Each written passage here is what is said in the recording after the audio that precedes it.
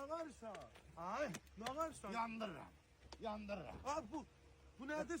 Yandır. Benzindir bu. Yok, Şeydir. temiz spit. Rastvatel'le karıştırmışam. Beşinde yandıracağım. Dəli olmuşsun. Abi dayan görüm. Ha, Ne ha. olub? Niye yandırırsan? Yandırırım. Novruzda bahalı maşınlardır. Ha, Novruz bayramına dedim Novruz'da yandıracağım. İndi yandıracağım ama beynim söndü. Yo abi dayanda niye yandırırsan? Ne olur? Kardeş, təcili pul lazımdır bir 50 min. Ha, Denən ha. ha. 5 maşınım var, mən bunun birini sata bilmirəm ki, mən 50 min pulu düzəldim.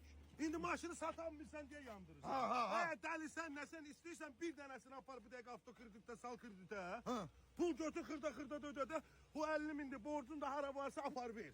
5'ini buradan sala bilirəm. Ha bu o yüzün de salarsın. Hadi deyirsən. Vallahi. Ha, yalan deyirsən. Yok Ha. vallahi deyirəm. Vallahi səncə gedək. Onun nömrələr zaten bahadır. Ha nömrələr zaten qalacaq üstündə. Dəyişmirək. Yok. Kimdi 500 sən dalıncan çəkir? Evet 20 dəqiqə çəkməyəcək. 20 dəqiqə ver. Mən sağ deyirəm, söz deyirəm. Dəli ispirti ilə deyər. Ha. Ha yanar. Daha Koydum. görüm onda. Yaxşı. Ondan Gel sonra bir şey gel gerek, gel. yandırım görüm. Ha eləmə dəli sən. Ay.